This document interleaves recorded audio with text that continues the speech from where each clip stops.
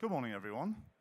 Well, I'm delighted to have anybody in this room, to be honest, at this time of day, so thank you very much. Appreciate it's quite a niche subject anyway, so hopefully you'll get some value out of this. So I'm Paul, work for the NTCs. Anybody been to an MTC before? No? Okay. Well, we'll just give you the quick timeshare pitch. 42 centers around the world. We're part of a Microsoft licensing benefit in a ton of continents, and we've really got 6 big engagement offerings that cross all of our solution areas. We can do workshops, we can do strategy sessions, which is a bit like what this is, hackathons, etc. So if you're a large customer, we would love to see you. All of the sessions that have been in this theatre this week have been staffed by MTC architects. This is the 3rd delivery, actually, of this session. So there were 2 others. If you want to watch them back, they've all been recorded. The first one was with Ashwin from the product team. So he answered a few product team questions, which I think I've remembered if you asked me the same stuff. And the second one was with Alex O'Donnell, who is the event lead for Microsoft Future Decoded, which is our case studies. But this one's just with me. So there we are. So there is an assumption that by now, on Friday, you've got a rough idea of what's going on with Teams live events. So just by show of hands, who's had a try it at an event in Teams live events? Okay, and anybody done anything with encoder events yet?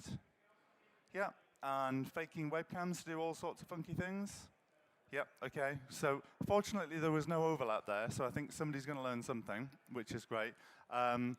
All I've learned from doing this a few times now is whatever order I explain it in is never the order you want to hear it in. So what we're going to try and do is I'll rattle through a few bits and pieces first. It'll take about 10, 15 minutes, and then we'll pause and get some questions out of the way. If you're not familiar or you haven't yet tried Teams live events, there are a ton of other sessions that got recorded that can walk you through it. I'll show you the basics. You're going to pick it up anyway, so don't worry if you haven't seen it. But this is really about taking it to the next level anyway. So with that in mind then, here's the plan. So when we leave, we should have a decent idea of how to run professionally produced events in Teams live events. And by professionally produced, I mean more than just adding kind of a single webcam or a single desktop sharing session, basically. So we're going to look at using external encoders, hardware and software, and how you might make some decisions about that. We're going to look at injecting pre-recorded video, which is quite often a requirement. And again, we'll look at a hardware and a software solution. Then we'll just take that a step further. It's really the same thing, but looking at studio cameras and mixers, we've got some kit for that. And then how we can put that together so we can combine people from other locations. And then finally, kind of walk you through how we did it at a big event in the UK. Future Decoded, and then some stuff that you're probably not going to like around auditorium scenarios, but you need to be aware of so that you're successful. So that's the plan. So first of all, whether or not to use an encoder or not use an encoder, I'll come back to this slide in just a sec. I'm going to switch the screens a fair bit because that's what gets recorded. So on this machine, I'm obviously signed into Teams, and if I go New Meeting, and then up at the top here, you flip it to New Live Event. That's how you get into all of this. And we can say Test Event. And on the next page, there's a ton of options to pick from. So the first one is the permissions. So as you can see, we can be internal only, that's the top 2, or completely public, where you don't need any additional licensing or authentication to view live events. So up to 10,000 people can view at any one time, and only the producers need to be licensed to do this as part of M365. Now, if I scroll down a bit, you'll see I've got a ton of options down here as well. So broadly in 2 big buckets, and I'm showing you the wrong screen. Sorry.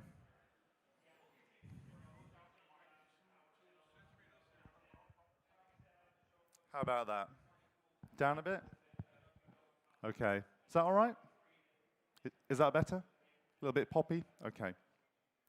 So let me just do that again, sorry. New meeting, up at the top here, new live event. We'll call it test event.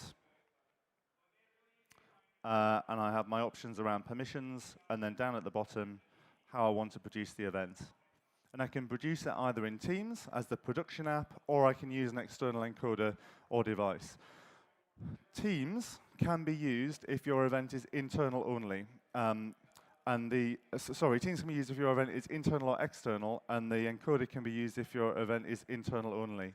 That's because external events use Stream. So over on the slides there, external encoders use Stream. Stream needs authentication. Therefore, you can't produce a fully external event with an external encoder. And you'll notice if I come back up to the top here and change my selection to a public event, the option to use an external encoder goes away. So that's something that we're aware of. It would be nice to have anonymous events in Stream, but we can't do that today. So I'm just going to go ahead and create an org-wide event and say external app or device. And as you can see, there's a ton of other options. I'm going to deliberately untick them all because that's not the focus of this session. But some of the other sessions that I mentioned would be good ones to join if you're interested in that. So the event gets created straight away. So not to patronize for those who've done it before, but essentially what we're looking at here is a bit like a Teams meeting, but there's two halves to it. There's the production side, either the encoder or the Teams app, which is taking in the feeds, and then there's an attendee experience, which is actually delayed and cached, and that's deliberate. So it can use the Azure CDN to achieve that 10,000 user scale. So the attendee link is what you'll be giving out to people, either in Teams or in Stream, but as an event producer, you're going to join in the Teams app, basically. So two different ways in. So here we are. This is what you get when you pick an encoder, and I'll just press Start Setup. And over on the side here, there's a set of 4 URLs, depending on whether or not you want to use SSL. So RTMP, fairly standards compliant. Lots of software will support this. And that's the encoding endpoint that you're going to send your content to so it gets ingested into Teams live events. So let's start off first with a software example. I'll just copy the URL. For software, I'm just going to use ManyCam. Lots of products can do this, not particularly an advert for ManyCam, but that's the one that I've chosen to use. It's pretty cheap. I'll just delete the old one there. So it doesn't matter what it's called. You paste in the endpoint address, and we don't use a stream key, so just type anything you want. And once you create that and turn it on, ManyCam or another product like it is going to send whatever its input is to that RTMP endpoint. And as you can see in ManyCam, there's the ability to add pre-recorded video. This is just looping with individual webcams and tons of other content. And you can do lower thirds and other crazy bits and pieces. So if I just minimize that, you'll see if we come back here, in a few seconds anyway, that's going to come up with a little spinning graph. I'll put it to the side so we can see it. There we go. As I say, it's a few seconds behind, but now I can press start. Same again, it'll take a few seconds, but that's directly going into the Teams live event. Now, if it's the first time you've chosen an encoder event, you'll probably notice that it looks a bit different. You don't have the preview and program stuff that we'll look at shortly, but that's just because there is only one input. It's just the RTMP feed. You can't add anything else. You can't bring in external people from Teams or add other people to that call. You send a single endpoint through, and that's what you get. And of course, if you join it, it works just like you'd expect in the Teams app. So that's an external encoder in software. So same deal in hardware then. I'll just close this and leave. 5 stars, obviously. Brilliant. I've already got another event set up, which is this awesome town hall encoder. I did it with all the same details, and the only reason that I've set it up earlier is so I could copy the RTMP endpoint address to a USB key and walk it over to the TriCaster.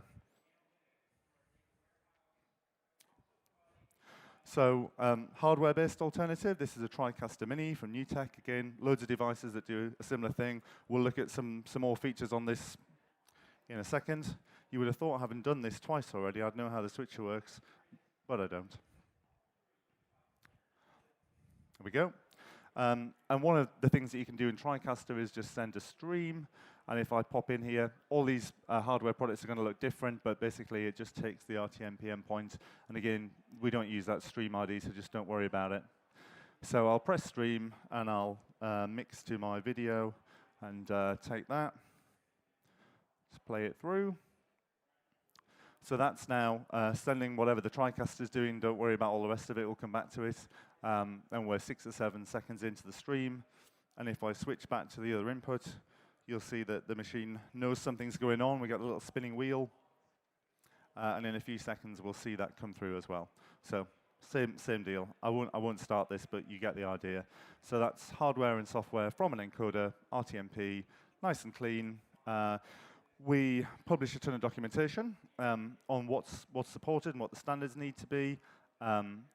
You probably can't get a picture of the URL, but it's pretty obvious if you search for it, and indeed how to do it. So there's an encoder set up for popular encoders, and then there's a manual one for everything else as well. Nice and simple. Okay, so that gets us so far through. Let's just disconnect that and leave it. And now I really will pop back to my slides.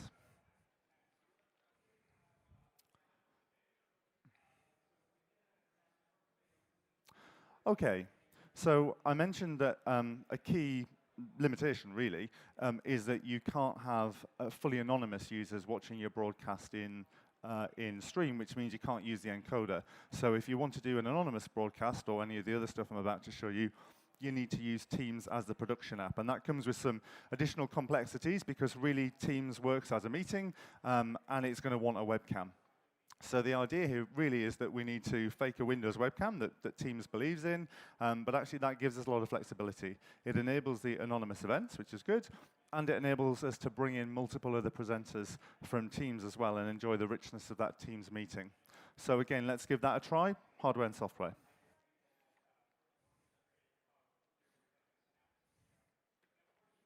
Might sit down for this, treat myself.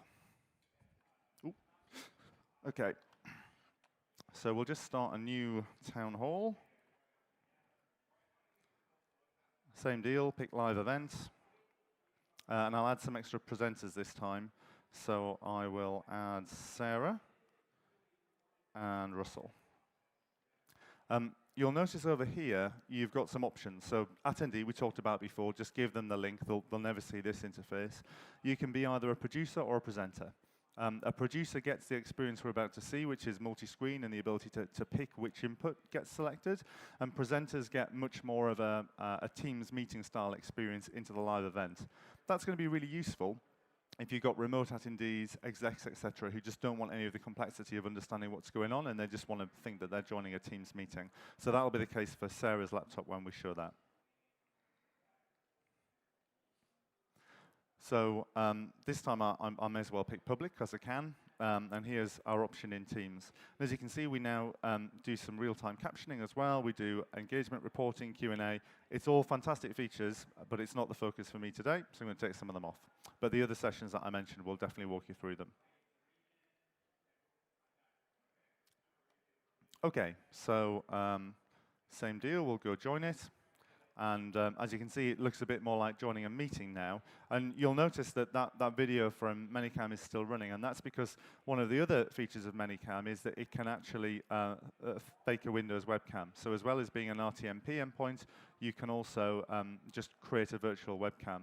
And you can see that here. If I go into custom settings, you'll see that the camera selected is Manycam virtual webcam. And again, multiple products that do the same thing, not necessarily advertising Manycam. But they just need to pretend to be a Windows webcam. You'll also notice if you have a good look, it's oh, I didn't pick a good place to stop it there. The text is backwards, and that's there we go. And that's just an interesting curio of the fact that when you're on a normal front-facing webcam, Windows will mirror the image so that as you move around, you kind of move with it. It doesn't think anything different for a live event. Don't worry, it's going to come out the right way. It just kind of looks a bit weird now. So I'll go ahead and join. Close these device settings. I've deliberately put my screen resolution down so we can have a good look at this, which is why these boxes look super small, but on a bigger monitor, they'd be 16:9 and just what you'd expect. So this, if you've tried it before, might be an interface you're fairly familiar with. You pick the feed you want to send live, and then when you're ready, you press send live, and that's what goes into the event. We may as well give it a start, I suppose. There we go. And that's now sending the event onwards. And that's OK, because we'll just remain muted. So this is similar to a Teams meeting experience. You still have the ability to chat, but that's just inside of the event producers group. Attendees aren't going to see that. If you'd enable Q&A and all that jazz, it would be up at the top there, but we decided not to. So I did invite a couple of other people to that call, so I'll just go ahead and show you what that looks like for them. So Sarah is a presenter rather than a producer. Let's go see what that interface is like. So we'll turn on the webcam. It's not a very flattering angle, never mind. Okay, so this time round, as you can see, and this is on wireless, by the way. I've run out of wired Ethernet connections, so we're taking our life into our hands here. But this looks a lot more like a standard Teams meeting. So that's because they were a presenter, not a producer. There isn't a limit. I think it's up to 9 in total, presenters and producers combined. So you could have more than one producer, and that's probably a smart move.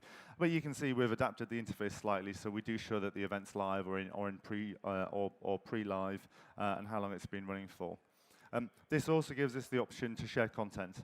And although I'm not going to demo a ton of other Teams live event features, this is an important one, so I'll just show it briefly.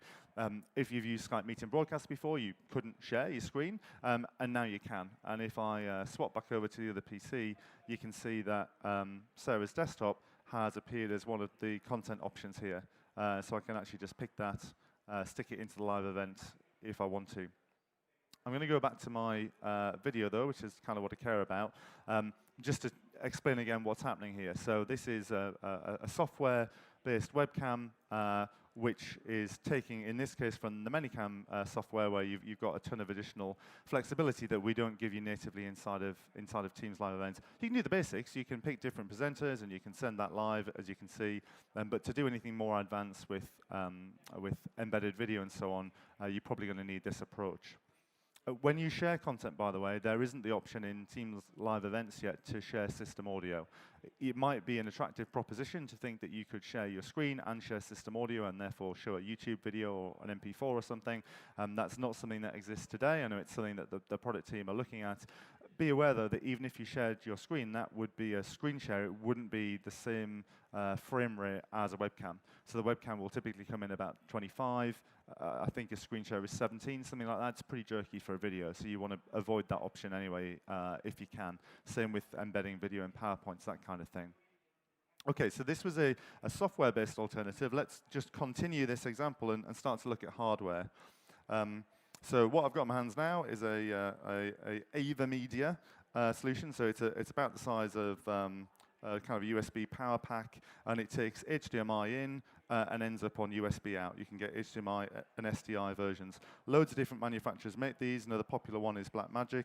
I'm not advocating for any specifically, but they all have one thing in common, which is they all do the same in hardware as we've just seen in software. They fake a USB webcam, basically.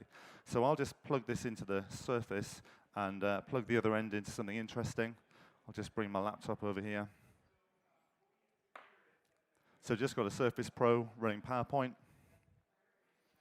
And I'll just plug that into the other end of the HDMI. OK, so now if I go back into my cogs, hopefully I'll find in the webcams feed, yep, there it is, the live gamer has appeared, and you can pick that, and it'll switch over from whatever clever stuff was happening in Manycam. Oh, it's extended the screen, that's impressive. Well, same deal, you get the idea. This is just the Windows desktop. Let me try and get that back to duplicate again. Okay, so a little bit more flexible now, as you can see, because we can basically do anything we want. We can take any HDMI input, make it into a webcam, Teams can see it, Teams can put it into a live event. Happy days. So that's kind of the basics. If you just have a device that doesn't support Teams or desktop sharing, or you want to play in video, I could obviously, if I wanted to, just go into Windows now, open Groove or Media Player or whatever, YouTube site, play some video in there. You'll get the audio down the HDMI as well for most of these solutions. So the next obvious extension then is to take this HDMI lead someplace else. So let's do that. And now I'll go over to the TriCaster, and this is where the routing gets a bit interesting, and I create some kind of horrendous health and safety risk that would never be allowed in the UK, but fortunately is probably fine here. And we plug it into video out. Here we go. So with a bit of luck, that will light up in a minute. Okay, happy days. I'll just flick back so people see that on the recording. So we've now plugged it into the TriCaster, and we're getting the video from the TriCaster into the live event. Again, loads of people make these types of things. I think this is really useful if you're doing a lot with pre-recorded video. As you can see over there, we've got a camera input on number 2, which is this camera down here. I could have plugged my laptop, maybe I still will, into the other input. So you can do quite complex things. You can maybe have some decent cameras at the back of an auditorium.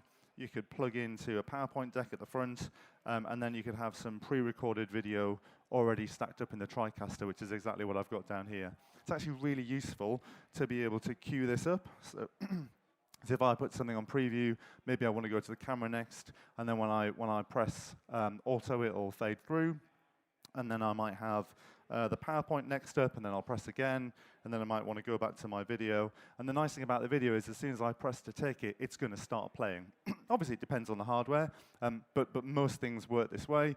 It's just a nicer way of getting a really clean finish, so you're not trying to start and stop MP4 files, and you see a cursor shoot out the way whilst you wait for the screen crunch to disappear. So all different alternatives, but all really with the same aim in mind, which is to fake a USB webcam input into the actual device.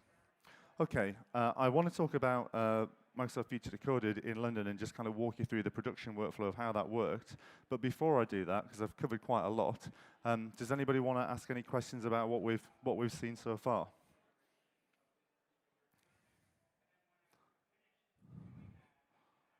Yep, cool. I'll just give you this so it goes onto the doodah. Cheers. Oh, they'll turn it on in a minute. Well, just tell me anyway. So I think I know the answer, but I see that there's closed captions going right now. Do we still need to export this to stream to get the closed captions to work? I know these aren't closed captions, but subtitles. What's the process for getting those into the video recording if we're recording? Yeah, sure. Okay, great question. Give that back a second. So the question was around the closed captioning. How do we actually get them in there? And noted that on the screen that we're looking at in this room, we've got captions at the top. So these, just for a bit of clarity, the captions on this big screen are nothing to do with any of my demo. So that's everything that's being mixed out of this room, going off to a SkyCat box. You've got a couple of ways to do this. You are right in that if you broadcast with Stream or you put it into Stream afterwards, we can caption it post-event. There is, obviously, you've probably seen the option to caption in Teams for individual meetings, and to the best of my knowledge, I need to go back and check. I don't think we've enabled that yet for live events. So I don't think there's a live captioning capability, but we've obviously got all of the constituent pieces there, so I can't imagine that's something which would take too long. I'm not product team, so I best not make any commitments on that. I really don't know, but it would seem like the logical place to go, wouldn't it? But actually, that's quite a nice segue into the Future Decoded stuff where we can talk about captioning. Any other top-of-mind questions before we go into that? Yep, I'm going to give this a second try. There you go. The audio coming from your webcam, does that need to be registered as a microphone? Yeah, that's right. Input into the live presentation in Teams? Yeah, sure. So it's really your choice. So video and audio still separate in the mix there. So if I bring the little cogs back up, in this case, so this configuration is basically wrong, okay? Because I've got a microphone coming from the Manycam software, which is kind of crazy, and the camera coming from the hardware solution. So what I want to do is pick the hardware solution. So now that microphone is going to be coming from the HDMI through the TriCaster and then in through this. I've deliberately not done anything with audio for this, but yeah. So you still get to choose, basically. But the software-based solutions that kind of fake a webcam and the hardware-based solutions have both a vision and an audio component. Just make sure you keep them in sync, basically. Okay, so I'm going to move on to talk a little bit about FD.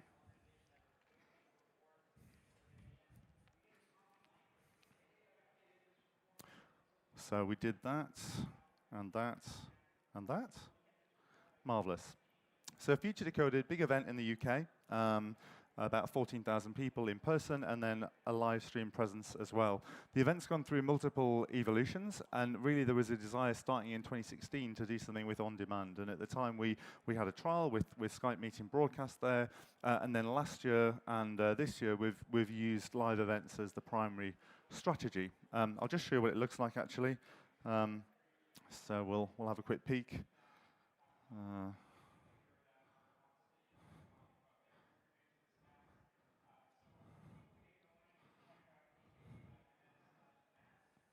Oh, that's somebody else's website. Very exciting. And that's in pictures. Well, I'm not doing very well here, am I?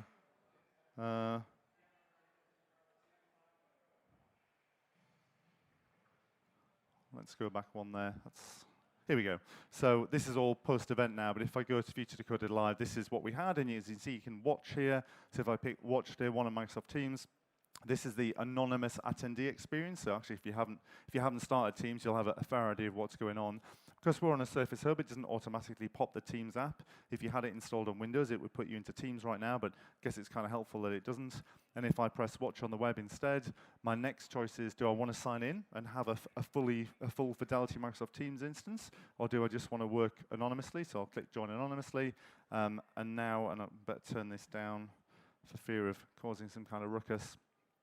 There we are, that's just a little bit of pre-show. And if I scrub the slider in, I don't know, I'll go 27 minutes or something. There we are, you get the idea. I'll just press play, get it into the keynote or something like that. There we go. So that's Future Decoded Live, that was what we did. That's how it looks in the browser. So how we put that together then, we filmed the keynotes in a big auditorium. We filmed a ton of breakout rooms, as you'd probably expect, and then we augmented that with what we called magazine segments, which were things filmed in the FD Live studio. That's what the auditorium looks like, one of a couple of key screen states. So this is just showing a video. If you're watching online, you'd see the video and just some end cards here.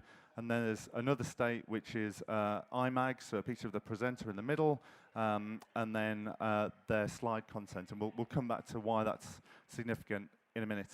This is our expo area. We ran some fiber down there for a production feed. And then this was our studio. So we just built a little temporary studio. That's on crew day with everybody in the Hive jackets there. And on the end of this little wall, this is really what I've just kind of shown you in the last few minutes, really. So this just showed how it actually worked on the day. We had a vision mixer that went through to the producer view, which, as you can see, is just Windows running Teams, and then pretty much what we've just seen on the Surface Hub there, running it in the browser. So the way that kind of works then, in terms of a production workflow, maybe I'll start with the whiteboard and I'll come back to this. Here we go. So we had a studio. In fact, let's start with the auditorium. We had an auditorium, a studio, and an expo.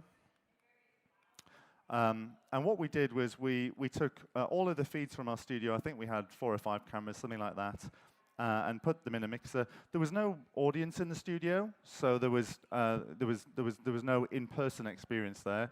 So that just came through a mixer, and there was basically a single feed out, which was the mixed feed from all of our studio cameras. That went into a second mixer, which covers everything from the auditorium. And that's quite significant because, as I mentioned on that diagram earlier, you've got multiple views of the auditorium. And if you're in the auditorium, you need to see a screen state, which is normally slides and the person presenting the slides, just like you see here during the keynotes at Ignite. But if you're on a web feed, you probably want slides full screen, and then you want to switch to a presenter full screen, and then maybe you want to switch to a wide shot of the auditorium or a jib or something like that. So we really wanted the full gamut of kind of vision to pick from the auditorium. So that's why it went into a kind of a second mixing desk, and then that was our output for Teams. And then this is where the captioning comes in. Basically, it forked 2 ways, and one set of the vision got captioned, and by that I literally mean open captions, so burnt into the HDMI, similar to what we're doing on the middle screen in the theater here, and the other wasn't captioned, and then it went into, in our case, a Blackmagic web producer box, which is the the equivalent of the hardware device that sat on the floor, so HDMI or SDI in to USB out, and then both of those went into a laptop, which was running Teams. So one laptop was encoding for open captions, and one laptop was encoding caption-free. And that's it. And if I kind of walk through the workflow, it's almost right to left, actually. So number one is all of our, this was on a pre-production day, so that there's not much on the screens, but they were all of our feeds from the studio. And then a single mix from the studio went over to, and that was where we'd do lower third, captions, end cards, that kind of thing. And then mixing desk number two, it looks a bit bigger, and that's because you've got all of the various auditorium feeds that you can pick from. So that's ultimately where the final mix to web feed comes in, and you choose your presenters. And then that goes over to number three. That is an array of Blackmagic web producers. There's 4 there, so basically 4 sets of the hardware that we've got on the floor. And then that goes over to number 4, which are the 2 laptops that I talked about. So one encoding with subtitles and one encoding without. And then 2 further laptops that we can keep an eye on that just run Teams in the browser, so we can see that the output is what we expect it to be.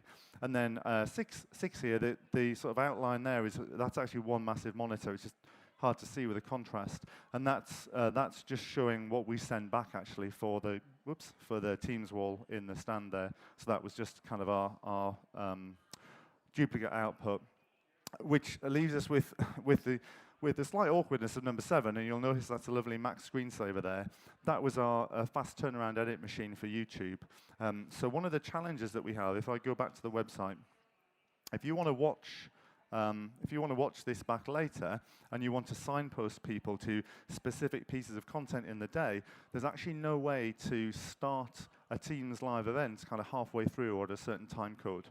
So that's a bit tricky because this was an 8-hour-long event day, and we needed to tell people if they wanted the keynote or they wanted whatever, they could come in at a certain time. So this is where things come off the rails a little bit, and we had to cheat, and all of those links just go off to just an encoded YouTube video that we just recorded and encoded separately. If you're doing this internally, though, you don't have that problem. And the reason is because Stream is your friend in this regard. So if I just pop back to here and go back to my, so I'll just come out of all this for now. If you leave, by the way, you can get back in, as long as you don't stop the event, which is kind of handy. If I go back to my Town Hall encoder event and go, no, sorry. There we go. Go back to my Town Hall encoder event, you'll see the Stream link there.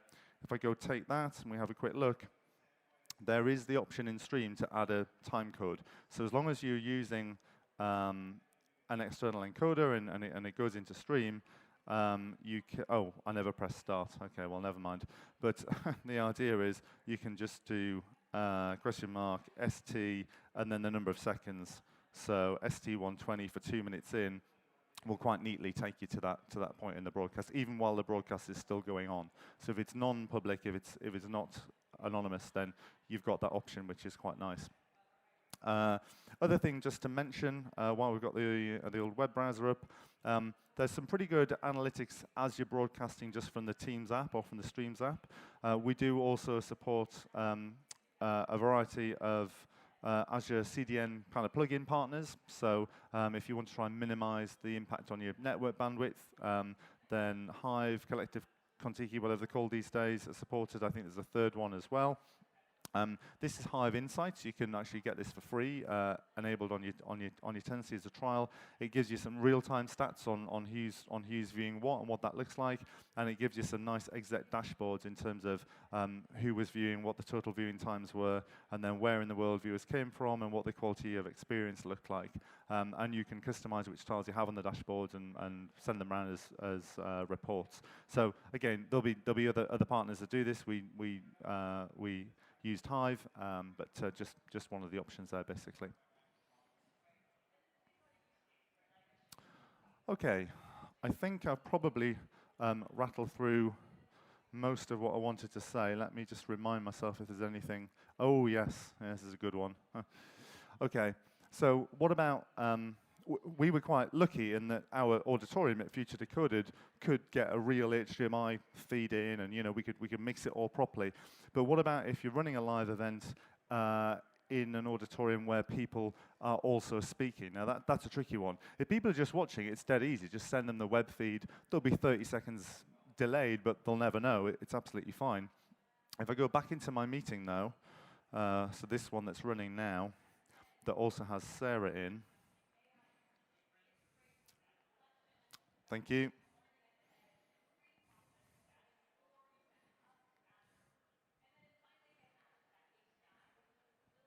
Here we go.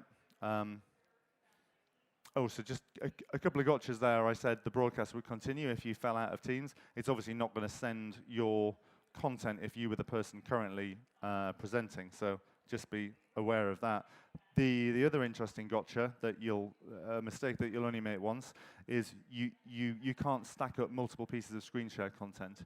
If you select screen share content and somebody else in the meeting as a presenter decides to share their screen, then it will immediately go live because you've chosen a screen, any screen. So that's an interesting one to watch out. Anyway, now thank you for reminding me on the screen state change. Let's go over to Sarah and have a look here. So right now we've only got a couple of people in this call, and actually, if I embiggenate this to full screen, and again, just a reminder, this is on Wi-Fi, so all bets are off to a certain extent. But actually, this doesn't look too bad. So, I could repeat this HDMI to the back of a room, and if Sarah wanted to be part of this meeting, then this device could come off mute, probably connected to a lapel mic or whatever, fine.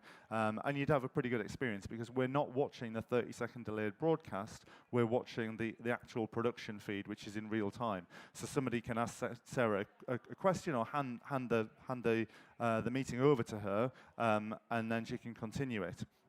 Now, the challenge starts when I add more people. So when I set this up, I also added Russell, and this is Russell's machine, and we'll just add Russell to the mix now. And then you'll see quite an interesting phenomenon that you might not like. So now on the production view, it's not on the main screen, but it hasn't changed, basically. You see all of the various sources you can pick from. That's all good as a producer. But as a presenter, it looks a lot more like a standard Teams meeting. And you're not going to want to send that feed to the back of a room. It kind of looks a bit clumsy. So as you add more and more people, the auditorium considerations really need to be taken into account. Remember, I'm just thinking about if people in those auditorium also need to take part in the event, and it needs to be real time. If they don't, it's not a concern. It would be nice, wouldn't it, if we were in a position to be able to log in and just pull out this live event window, which is the mixed feed, and send that to a handful of people so they could all be in the actual meeting in real time. But that's not a feature that's available today, one that may well be looked at. Okay, I think that's it. So let's pop back for a bit more Q&A. Now I've completely confused you. Any thoughts on that? Yeah. Thank you. So one question would be how to connect two auditoriums, because there you have a crowd watching the live event and potentially looking to a live event delayed. Yeah. So how to do that? Yeah.